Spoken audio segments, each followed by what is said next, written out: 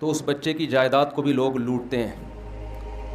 اس کو وہ معاشرے میں عزت نہیں ملتی جو باپ کی وجہ سے ملنی چاہیے. اس کی تربیت بھی نہیں ہو پاتی. اس کے پیچھے اس کے لیے لڑنے والا بھی کوئی نہیں رہتا. اس سے باپ کی نعمت کا بھی پتہ چلتا ہے. دیکھو عجیب بات کہ بچپن میں آپ کی ماں کا انتقال ہو جائے, اللہ نہ کرے کسی کی والدہ کا انتقال ہو, لیکن اگر ہو جائے تو شریعت میں اس بچے کے لیے کوئی الگ سے لفظ موجود نہیں ہے. باپ کا انتقال ہو جائے تو اسلام نے اس کے لیے ایک لفظ رکھا ہے. اس کو کیا کہا جاتا ہے؟ یتیم. ماں کا انتقال ہو جائے, اس بچے پہ اس کی کفالت کرنا, اس پہ خرچ کرنے کے الگ سے کوئی فضائل نہیں ہے. اگر ماں کی ڈیتھ ہو گئی تو اس بچے پہ خرچ کرنا ثواب ہے اتنا جتنا دوسرے بچوں پہ خرچ کرنا, بولو ثواب. اس بچے کی کفالت کرنا ثواب ہے اتنا جتنا دوسرے بچوں کی کفالت کرنا ثواب ہے. لیکن اگر باپ کا انتقال ہو جائے تو پھر اس کی کفالت کرنا اس بچے کی ثواب ہے اتنا نہیں جتنا دوسرے بچوں کی کفالت, بلکہ اس سے کئی گنا زیادہ. اس بچے پہ خرچ کرنا ثواب ہے کتنا جتنا دوسروں پہ خرچ کرنا نہ نہ نہ نہ, بلکہ اس سے بہت زیادہ. اس سے یہ بات تو معلوم ہو گئی کہ اسلام کی نظر میں بچپن میں بچے کی ماں کی ڈیتھ ہو جائے یہ بھی نقصان ہے, لیکن باپ کی ڈیتھ ہو جائے تو اسلام اس کو چھوٹا نقصان نہیں بلکہ بڑا نقصان مانتا ہے. اس سے بچے کی زندگی میں باپ کی ویلیو کا اندازہ ہوتا ہے کہ نہیں ہوتا؟ مجھے غصہ آنا شروع ہو گیا کیونکہ میں بھی باپ ہوں نا. ماں کی اپنی حیثیت ہے, لیکن میرے بھائی باپ بھی کوئی چیز ہوتی ہے, ٹھیک ہے نا, اس کو بھی کوئی تھوڑا سا پروٹوکول.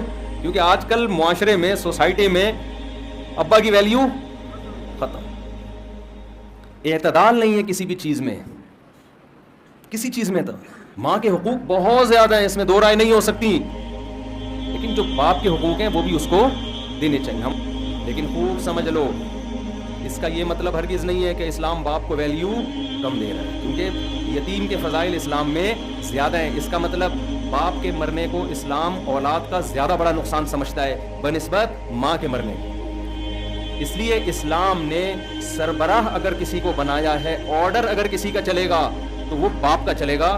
باپ اور ماں کے آرڈر میں اگر ٹکراؤ ہوگا تو اسلام اولاد کو کیا کہتا ہے, کس کو فالو کرنا ہے؟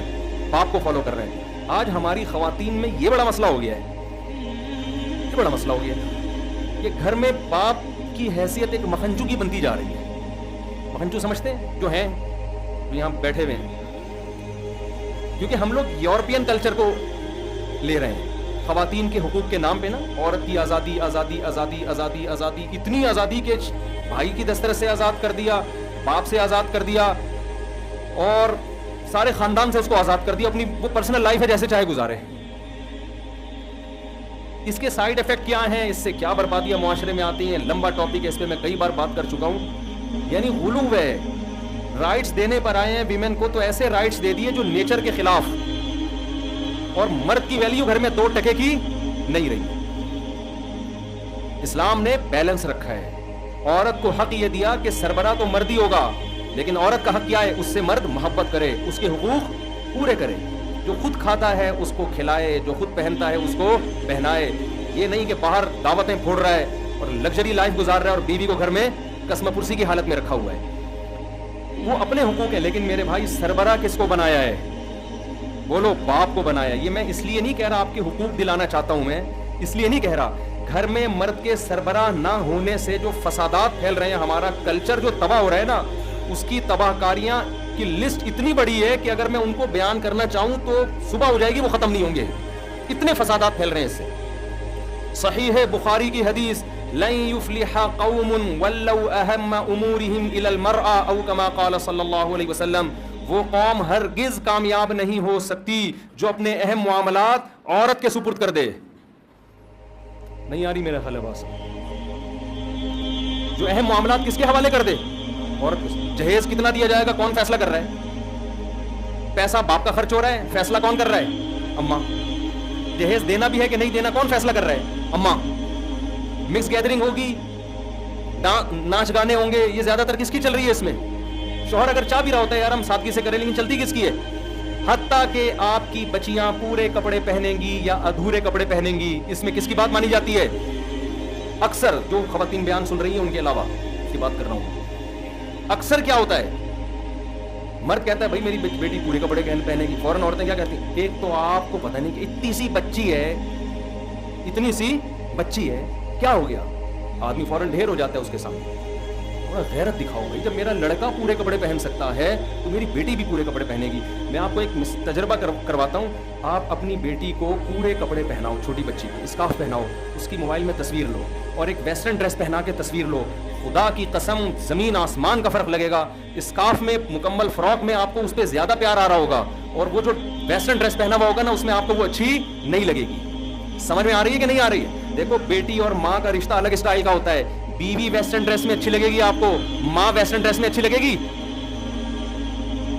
بولو نا, ایک دن اپنی اماں سے بولو اماں یہ ذرا اسکرٹ پہن کے آؤ, اور ایک دن بولو پراپر پورا ڈریس پہن کے سر پہ چادر رکھ کے آؤ. خدا کی قسم جب چادر رکھ کے آئے گی ماں پہ پیار آئے گا آپ کو, اس کی گود میں سر رکھ کے سونے کا دل کرے گا آپ کا. یہی رشتہ بہن بیٹی کا ہوتا ہے. فرق ہی ختم کر دیا ہمارے معاشرے میں. تو میں یہ جو بات درمیان میں آ گئی کہ ابا کی ویلیو بھی, میرے خواتین سے کہہ رہا ہوں, اگرچہ یہاں خواتین بیٹھی بھی نہیں ہے لیکن بیان تو جاتا ہے نا. آپ اپنی بیگم کو جا کے سمجھا دینا, اب گھر جانا کہنا بیگم اوہ آج مجھے پتا چلا میں کتنے اندھیروں میں ڈوبا ہوا تھا. اور خواتین کہتی ہیں یہ میرے بارے میں کہ یہ ہمارے میاں کو خراب کرتا ہے. میں خراب نہیں کر رہا. اگر آپ گھر کے سربراہ بن گئے نا, اس میں عورت کا بھی فائدہ ہے, وہ بھی تباہی سے بچے گی, وہ بھی بربادی سے بچے گی. ایک نظام بنایا ہے نا, اسلام دین فطرت ہے. اسلام سربراہ کس کو دیکھنا چاہتا ہے, عورت کو یا مرد کو؟ مرد کو. ہاں اسلام یہ کہتا ہے اپنی سربراہی کا ناجائز فائدہ نہ اٹھا, اس سے محبت کرو, اسے پیار دو, جانوروں والا سلوک نہ, پاؤں کی جوتی مت سمجھو اس کو. جیسے ہمارے نبی صلی اللہ علیہ وسلم نے امی عائشہ کے ساتھ کیسی محبت کی کہ جس جگہ منہ لگا کے امی عائشہ پانی پی رہی ہیں برتن میں, اسی جگہ منہ لگا کے آپ پانی پی رہے, محبت دی ہے. سربراہ نہیں بنایا گھر کا, بلکہ سربراہ کے بارے میں کیا کہا, وہ قوم ہرگز کامیاب نہیں ہو سکتی جو اپنے اہم معاملات کس کے سپرد کر دے, عورت کے. اور آج یورپ اور امریکہ وہ زبان سے کہتے ہیں کہ عورت سربراہ ہو سکتی ہے, پریکٹیکلی اس پر وہ بھی عمل نہیں کرتے. ان کی اسمبلیوں میں ہمیشہ مرد زیادہ ہیں, عورتیں بہت تھوڑی ہوتی ہیں. یورپ کے دعوے کو اس وقت مانیں گے جب ان کی اسمبلیوں میں عورتیں زیادہ مرد کم ہو جائیں. ایسا ہوتا نہیں ہے. فوج کا کمانڈر یورپ میں اور امریکہ میں عورت ہے یا مرد ہے؟ بولتے کیوں نہیں بھائی؟ آدمی ہے, ہر جگہ آدمی ہے بھائی. وہ منہ سے بولتے ہیں, مانتے وہ بھی نہیں ہے. وہ ایک افغانستان میں ایک امریکن فوجی لڑکی پکڑی گئی نا, اس کی تصویریں شائع ہوئی, لمبے بال اس کی, تو بڑی اس کی تصویریں شائع ہوئی. پاکستانیوں نے اس پہ میمز بنائی کہ سمجھ میں نہیں آ رہا اس سے لڑیں یا شادی کریں. صحیح ہے, سمجھ میں نہیں آ رہا اس کو, اس سے لڑیں یا کیا کریں. یعنی میدان جنگ میں ہی سیٹنگ ہو رہی ہے. میدان جنگ میں کیا ہو رہی ہے؟ سیٹنگ. تو جب نیچر سے بغاوت کرو گے تو یہی نقصانات ہوں گے. اسے وہ گولی نہیں چلا رہا اس پہ. تو اسلام دین فطرت ہے. تو خیر میں جلدی سے بات کی طرف آؤں. تو یہ جو میں نے بتایا نا یتیم کے اتنے فضائل ہیں, یہ سمجھانے کے لیے کہ ابا کے فضائل ہیں. اصل میں ابا مرنے کو اسلام بہت بڑا نقصان مانتا ہے. اس لیے اچھا سوچو, جس معاشرے میں ابا ہی نہ ہو, ہمارے یہاں تو ہوتا ہے مر جاتا ہے, پھر بھائی چچا مچا باپ کی جگہ سنبھال لیتے ہیں, بڑا بھائی باپ کی جگہ سنبھال لیتا ہے. لیکن ایک کلچر معاشرے میں ایسا بھی وجود میں آ رہا ہے جس میں پیدائشی طور پہ بچے کا باپ ہوتا ہی نہیں. کیوں؟ اس معاشرے میں شادی بیاہ کا رواج ختم. کیونکہ میں شادی چیختا رہتا ہوں, آپ لوگوں نے بہت سے لوگوں نے سنا ہوگا, تو میرا دماغ خراب نہیں ہوا ہے.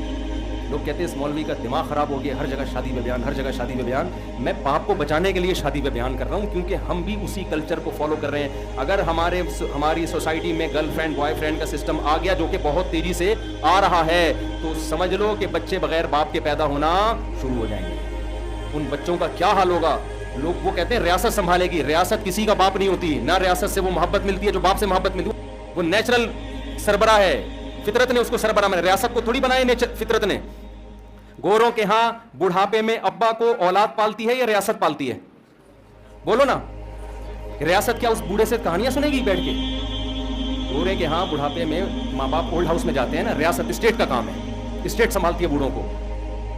اب مجھے ایک بات بتاؤ, ہمارے ہاں پوتے نواسے سنبھالتے ہیں. تو فطرت نے پوتے نواسوں کے دل میں جو دادا نانا کی محبت رکھی ہے, وہ اسٹیٹ کے دل میں رکھی ہے؟